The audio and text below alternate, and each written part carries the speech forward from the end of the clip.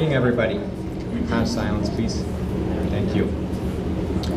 Joel is an entrepreneur living in Winnipeg who attended the University of Manitoba. A fan of photography, music, and especially technology, he is the founder of a number of startups including Imagine It and Horizon 3, where he tackles the future of work from all angles: education, policy, and business, in his quest to democratize innovation.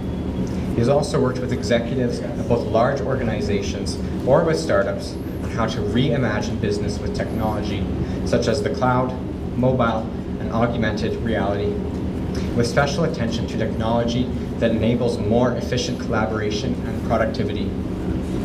Joel engages regularly in software engineering, ALM, Lean, Microsoft Office Hub, Microsoft HoloLens, augmented reality, innovation, Industry 4.0, technology trends, software architecture, machine learning, Microsoft Office 365, Skype for Business, executive coaching, startups, and enterprise innovation. You get that he's a techie, but he's a very unique one. He is also a deep thinker. Joel understands disruption. He's not just big for corporations in Silicon Valley or for college kids in their parents' basement. Disruption affects mom and pop shops and big corporations alike. It affects government and schools around the world. He is a global Microsoft regional director, an active public speaker, as well as an innovation and leadership mentor and coach. He's a best-selling author, and he is here to share with you tonight his insights and visions for the future of the world of life and work. Ladies and gentlemen, please welcome Winnipeg's own Joel Semeniuk.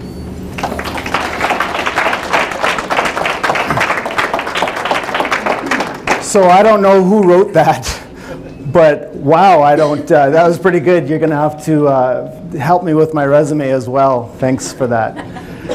So hi, everyone. Thanks for coming out tonight. Everybody having a good time tonight? Learning lots? Exploring lots of stuff? Well, I'm here to talk to you about the future. Well, maybe I'm here to talk to you about now, or maybe about the future being now. Maybe all of the above, I don't really know. I'm gonna sit here and just chat for 30 minutes about something. But I wanna start with maybe a little bit of the past first. So, this is kind of where I grew up. I grew up on a farm. This is what we kind of did on the farm. We picked a lot of rocks, picked a lot of roots, shoveled a lot of dirt. And all the while that I was doing this growing up on the farm, I was thinking about these guys, right? Because I thought there's got to be something better than picking rocks and shoveling dirt and all this other kind of stuff. And I used to come home and I used to watch Star Trek. Star Trek was this utopian version of the future where all sickness was cured and everybody was happy and healthy. Oh, we had the Klingons, of course. But overall, this was something that got my imagination stirring. So it really kind of launched me on my entire career of trying to actually be a part of inventing that version of the future that I had so richly imagined while I was picking those rocks, right? Now let's take a look at some of these things. Does anybody remember this from Star Trek?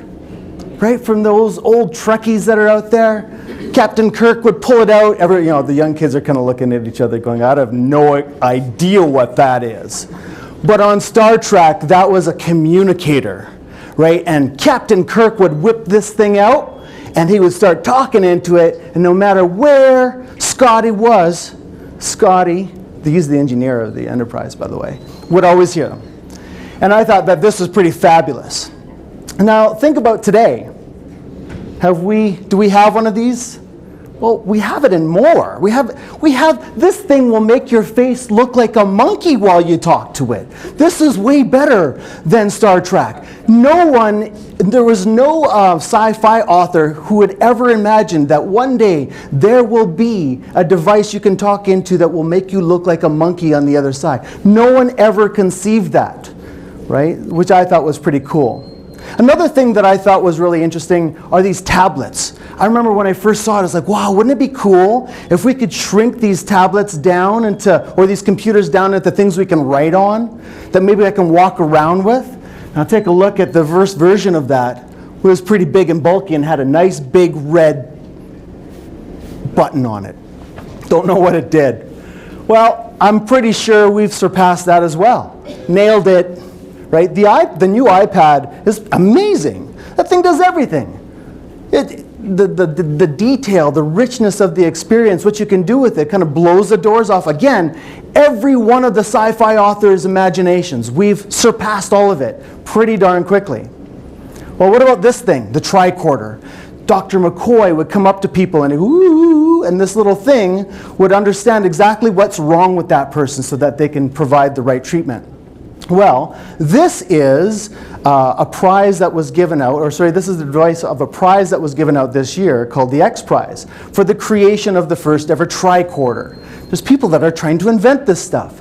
And what this does is it has a whole bunch of these little sensors that you can put on you and will help diagnose the problems that you have. Except this doesn't cost a whole lot of money. People can have this in their homes fairly easily, and these are very accurate instruments, as accurate as you would have inside of a hospital, which is pretty cool. Well, this is a different version of Star Trek. For those of you who don't know, this is Deep Space Nine. As I continued my Star Trek journey well into my early years of university, there was splinters of Star Trek that happened, and one of them was Deep Space Nine, and they had this concept of this little display that they would have in their eyes. Yeah, nailed it. We've got that too, right? In fact, we're starting to see the proliferation of all of this augmented reality in all sorts of places. Maybe not for us in the home yet, but we're starting to see this in the industry. If you're working with the military, if we're working with NASA, or working with big companies, they're starting to use these displays as a natural part of how they're doing their job. So this is pretty cool. Or what about the holodeck? Does anybody know what the holodeck is? They would walk into the holodeck and the world would change to kind of be whatever you imagine. I always kind of imagine, what would I do with the holodeck? I would do a lot of things. Well, we don't have the holodeck yet, but we have something darn close. We have artificial reality. And take a look. This guy's wearing some gloves, he's got a bodysuit, so it's not just the visual representation of this reality. They can start feeling digital things. They can reach out and touch something that doesn't exist, and through all this feedback, it would actually make it feel like I'm touching something for real. Wow, that's pretty neat. Again, getting closer. Another one of my favorite authors, Arthur C. Clarke, wrote a book called 2001. Then the movie came out. It was a pretty good movie. And during the movie, I don't want to spoil it for you, but there was a supercomputer on the space station called HAL. Now HAL kind of went bad. Let me just put it that way. And the whole movie was kind of, about HAL going bad. But here's the interesting thing about HAL is you communicated with HAL using your voice very naturally. And that kind of blew the doors off me. It's like, wow, communicating with a computer like it was another human being. Like Alexa. Same, right? And I actually ask Alexa to close off the lights in my office every night. And she does it. I can actually schedule it with her. I'm like, Alexa, every night at 11 o'clock, could you just shut off the light in my office? She goes, sure, I'll do that for you, right? So we're getting a little closer. I mean, there are certain things that Alexa can't do, many things, but you can get her to do many other things. We have space stations. People are living in space for long periods of time. It seems to me that all the things that I was dreaming about while I was picking those rocks came true. I didn't win $1 million, because that was another thing I was dreaming about. But all of these things actually manifested in just a short amount of time. I mean, we were talking about the early 80s, and yeah, sure, this is 2000, what year is it? 2018, almost 2019. And it took that long, but the rate that this is happening is mind-blowing. It's even blowing me away, and I kind of lived through this whole thing. As with the parents that are here as well. Remember this one? I remember going to see this movie in Thompson, Manitoba, because I actually lived pretty high up there. And it blew me away, because we had these robots that were coming out, these little C-3PO kind of doohickeys, and R2-D2, and I thought, whoa, that would be so cool to have a real robot. Have you seen videos of these robots? These freak me out. They do parkour. They do backflips. Could you imagine if one of these was a police officer running through the forest chasing you? That's horrifying, right? But we're not beyond we're not beyond the possibility of this. Technology is already surpassing the things that we saw in Star Wars. Now granted, Star Wars was in a galaxy far, far away, long time ago. So we're actually reinventing all that. So just to be clear, does anybody remember this old Arnold Schwarzenegger film, Total Recall? Now they remade this movie probably a few times already, but I love this movie. So he comes from Mars, right? Or he's going to Mars, one or the other. Mars was involved. But during this whole thing, he got into this taxi. And instead of having a human driver, they had that thing. It was a computer. And I thought, oh, one day we'll have self-driving cars just like this. Yeah, it's actually happening, right? Tesla's got it all involved, and we know that there are, things that maybe aren't allowed quite yet, that will go from parking garage to parking garage across the country in all sorts of weather without any human interaction. They've put in hundreds of millions of miles already in self-driving vehicles. Now, you don't drive in Winnipeg quite yet with them. I'd be surprised if they can figure out how to drive in the wintertime here, so I'm waiting. But if you go down to San Francisco, often you actually will be driving along, and sure enough, there goes one. Has anybody been in a Tesla? You've been in a Tesla? Have you been in self-driving mode? Not yet. I've only been in it at a car show, and he showed like how it looked like a spaceship. It's a spaceship. I know, it's just freaky, right? I've been on the highway in San Francisco, going the speed limit with no hands. And we were passing and braking. That is terrifying. But it actually did a fairly good job.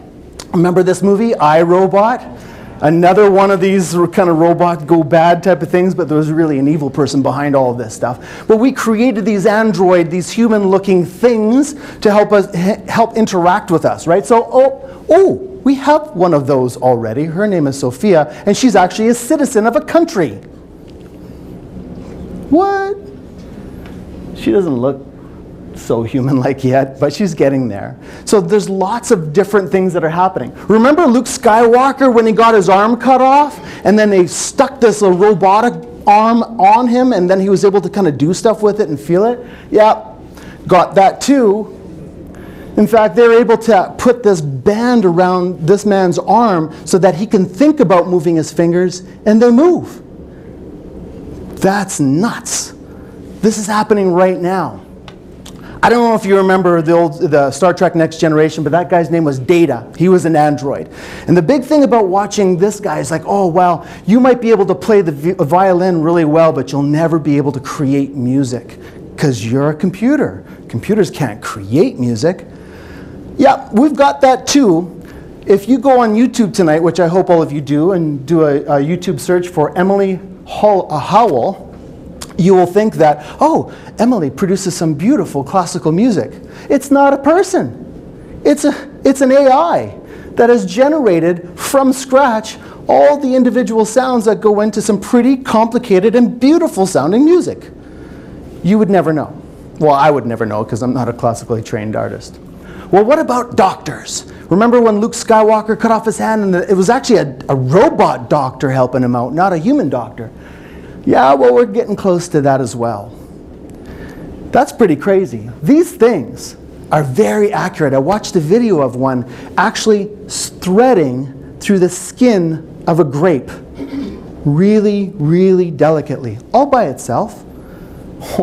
I can't even do that. That's pretty crazy. So I think about my great-grandparents. They came from somewhere in Ukraine in about the 1890s. And I try to pretend to have a conversation with them. And I go, hey, guess what? Things in the future are really crazy, right? This to them was high tech.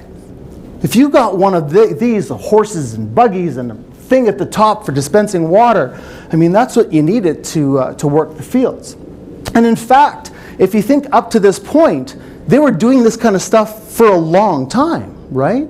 This type of technology was around for a very long time with minimal amount of change. But if I were to tell them, it's like, hey, guess what? In the future, all the jobs that you would have, farming would go down to less than 3% of the people on the planet. right? Before, it used to be about 90% of the people on the planet were responsible for making food. If I were to say, oh yeah, almost no one makes food in the future, they're like, what? No one would need to eat? They couldn't comprehend this change, because we're replacing them with people who kind of look like that, who are creating devices that kind of look like that.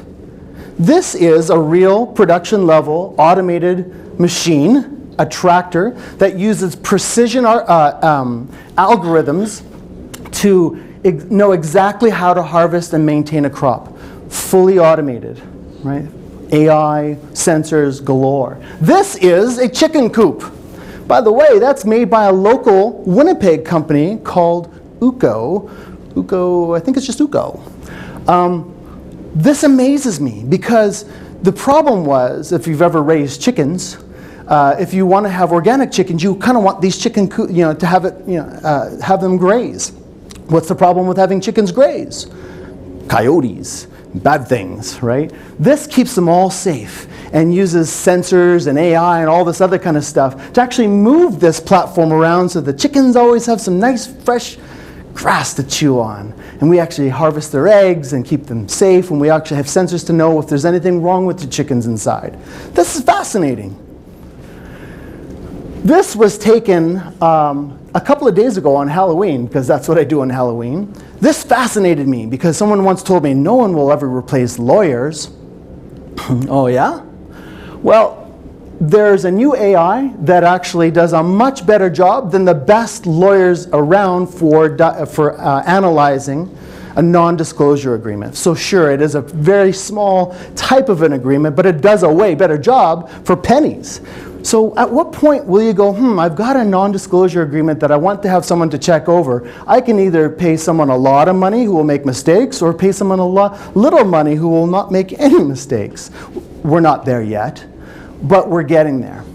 What about doctors? I actually work with a lot of doctors, and I'm fascinated with the advances in medicine. But I'm also fascinated by the advances of artificial intelligence and how that's going to help doctors do a better job. We now have AI that's very much better at diagnosing some forms of cancer than any human or any team of human could ever do. So at what point will you say, I think I might have cancer? Would you want to have an AI diagnose you versus a doctor? Well, maybe not yet, right? But we're getting close to the point where this shift is going to change and going to happen. Now, there's a dark side to all this stuff as well. By the way, for those kids, that's Darth Vader. He's bad.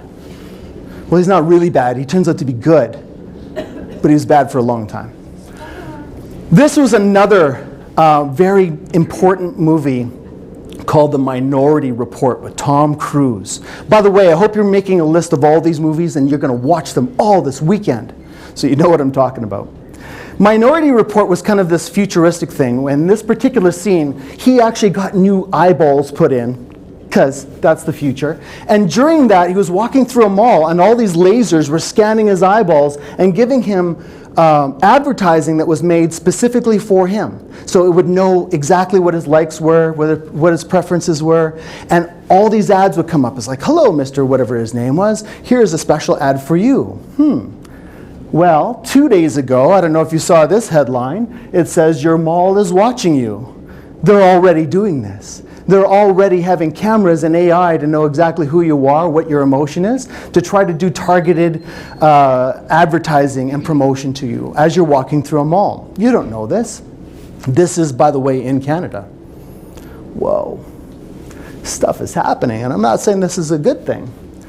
We also know that it could be used for very bad things. Does anybody remember this in the news a little while back? Cambridge Analytica, that used a lot of Facebook data to help influence elections. That's kind of interesting. Does anybody remember this movie? Come on, the kids must know. This is WALL-E, right? This is an awesome movie. Now, what was the premise about WALL-E? WALL-E was on Earth, taking care of some garbage issues. He ended up going on the spaceship and meeting these people. Who were these people? They were the descendants of the Earth people who left. Now, what's the big thing about them? They got really lazy. They're floating around on the chairs, eating, drinking their slushies. I don't know if you can see, but he's talking to that person right next to him through his screen. They kind of interacted with one another only through their screens.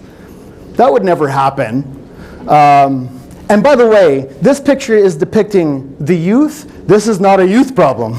This is a society problem where screens are, in fact, too dominant in terms of how we communicate and collaborate with one another. This is not just something that students struggle with. This is something that we all struggle with, because people are actually using these screens to do evil things, to sell advertising. I don't know if you know this, but if you've ever used Instagram, who here has used Instagram? Few people have used Instagram. Have you ever waited for that notification to pop up? Right? Maybe you post something and you want to wait till someone likes it. There's a randomized delay in that notification that builds up dopamine levels in your brain so that you become addicted to that particular behavior on your phone. It makes you want to check it all the time. So it actually leverages some addictive traits. And again, they're doing this to help sell advertising. But remember Wally's goal, right? He was trying to clean up garbage. And the planet kind of got overrun with garbage. And again, we would never see that anywhere as a result of our progress, right? Actually, this is a pretty huge issue, especially in the oceans. And we're also seeing other things as well, like the raise of CO2, which is probably going to be bad. There's only one word to describe the future, and that word is the word exponential. We've never seen anything like this in the history of the human race as what's happening right now in terms of the rate of change. Does anybody know what exponential means? If you were to drive a car exponentially fast, that means you would get faster and faster and faster at a higher and higher velocity to the point where you're going to get to light speed pretty darn quick. That's kind of what exponential means. And that's where we're at right now. Now, if you take a look at all of human history, obviously we've progressed. But for the most part, that progression has been pretty slow. And if you come over here, we're going to hit something like the first industrial revolution, which created, does anybody know what the first industrial revolution was all about? The steam engine, actually. This taking water, heating it, making it turn something to make something else go. That was it. That's the innovation. That's the technology. What did it change? Everything is the right answer. Everything changed when we put the railway in. Economies changed. Businesses changed. How we exchanged goods changed. The world completely changed. We're at the elbow of another set of changes that are scary as heck. And my job, actually, is to work with customers to help figure out what that actually looks like. And it kind of looks a little bit like this. And it scares me too, because it's hard to say what things will be like in 5 or 10 years. But we can have some indicators. You know how hard it is to predict the weather? Has anybody tried to do that pretty accurately?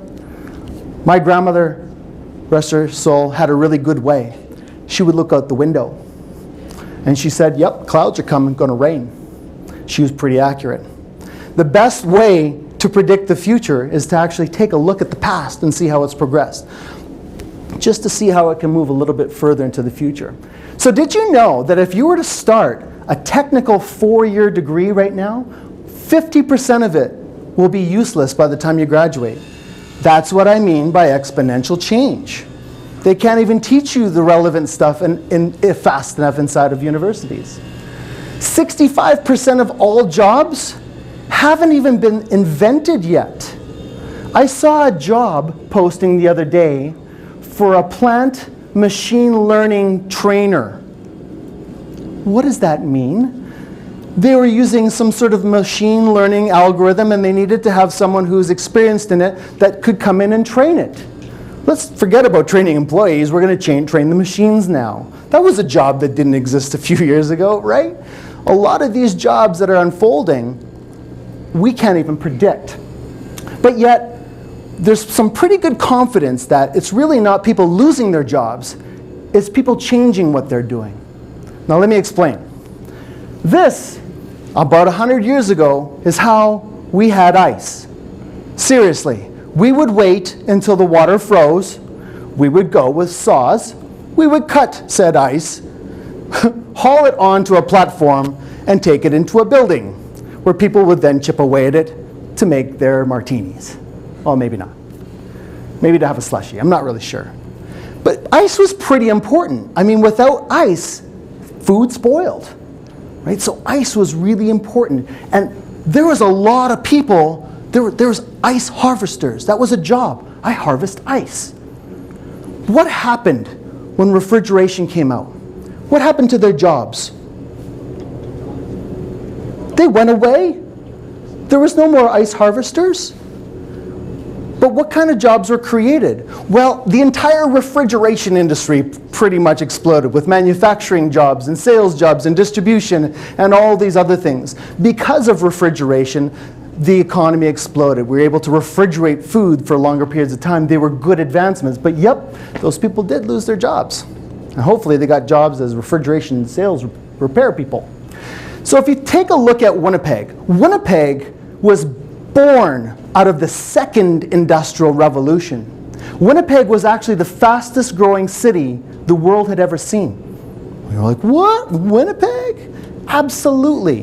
Why? Because in order to ship goods from the East Coast to the West Coast, they had to go through Winnipeg. Wow. They had planned for the city to be millions of people early on. Now, if you think about that, the second industrial revolution was about mass production. It was about the assembly line. And when we created the assembly line, we had to create brand new ways of running our businesses, which, by the way, looked a lot like assembly lines. You know, they created management structures that you would start off as like an entry-level whatever, that you would progress and you would get promotions and you would become an intermediate, and then you get into management, and then you become senior management, and then you can retire. You can golf and stuff like that. It was a very linear progression. And in order for us to make sure that we had enough people coming into these management positions, what did we do? We created an education system that also kind of looked a little like a factory, where we would start and kind of in batches move along the factory floor and learn all these different skills, so that at the very end, boop, we're out. And we're all ready for the world, right? Ready for those manufacturing positions.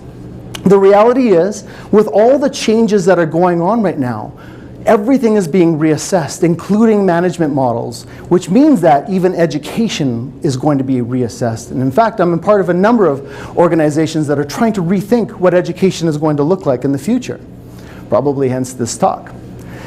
And it's interesting, because one of the most important things that we want to do as educators is to focus on the things that computers can't do, which is, by the way, being human.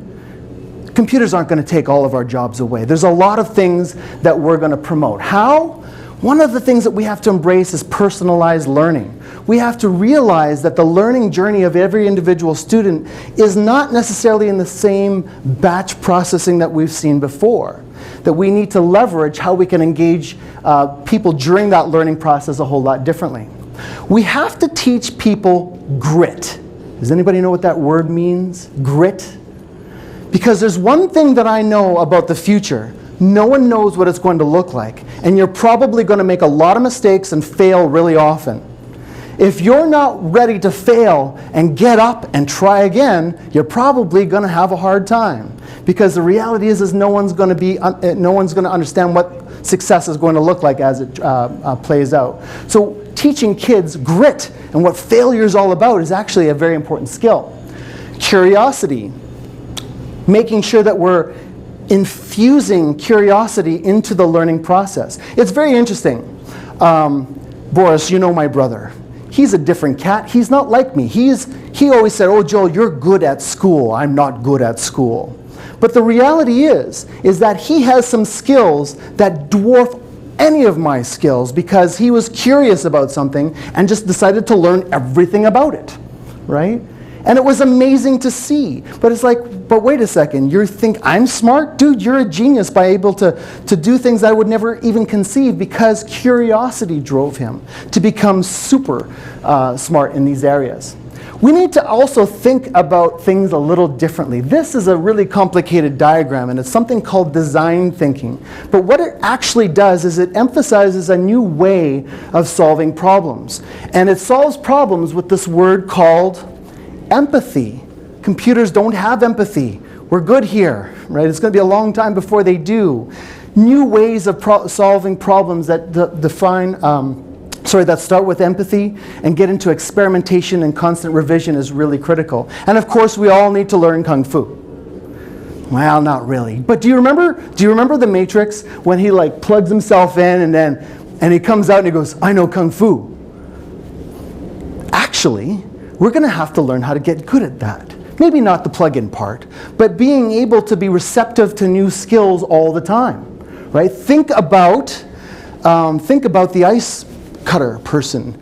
They have to learn new skills pretty readily because things are going to change. We have to learn how to learn.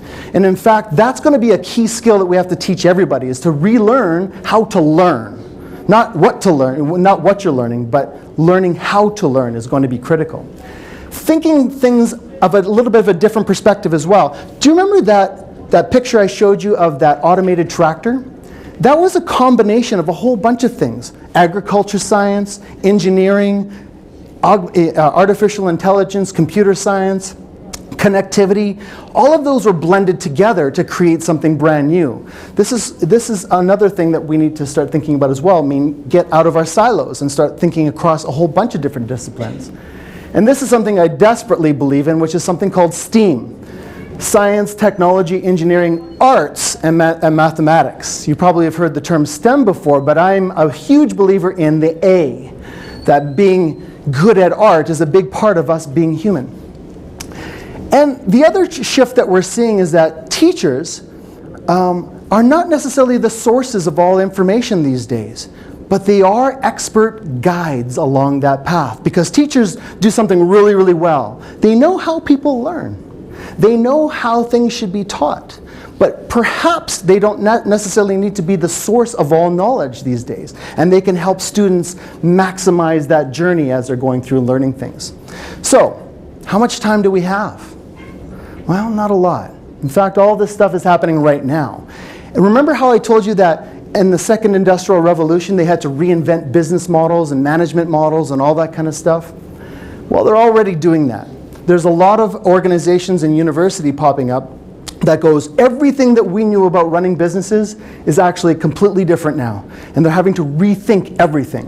One of them is the Think School of Creative Leadership, which is actually kind of interesting, that teaches people how to manage differently, to lead differently, to solve problems differently, and to address uncertainty incrementally. We're seeing this at Stanford University as an example. And by the way, that is Dr. Dre, right? So what do you do with $1 billion? You start a school. Because Dr. Dre believed that we weren't giving kids the right education as well. So he created a school within USC, University of South California, to really focus on the blending together of arts and technology and business and innovation. And here's my last point. The one thing that we have to deal with, and you might think of, oh, he's an environmental guy. Oh, he's going to make his pitch now for saving the planet. I'm talking about sustainability as a whole. I'm talking about sustainability of us being human. We have actually abused technology in the last couple of years, and it's actually taken away some of our best attributes. And if you think about how we work as people these days, we need to think about how to create a sustained work environment, a sustained educational environment. By the way, the planet is part of that message, right? Having a planet to live on is a good thing. But thinking about the human condition and all the things that relate to it in our environment and how we learn and how we work and how we play and how we interact with one another is really coming back into focus. And a lot of the organizations that I work with are really thinking about how to create that sustainable future. So I guess we're out of time. My message really is all that stuff that I imagined as a kid has come to pass already. And we're actually running out of things to imagine.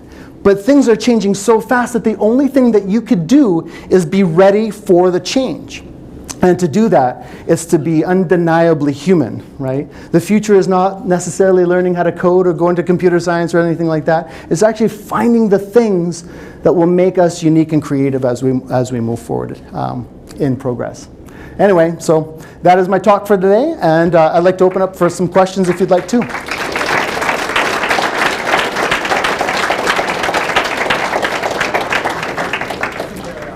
Does anybody have any questions, anything like that? You just want to leave? I'm done. 7 o'clock, I just want to go, Joel. All right, thanks very much. One quick second. Oh. On behalf of Nelson Mack, Imagine Program, we'd like to thank you for your really inspiring speech about how we're going to have basically what we're doing right now is going to almost change. Change. Yeah. Yeah. Thank you very much. Guaranteed. Thank you so much. Thanks very much.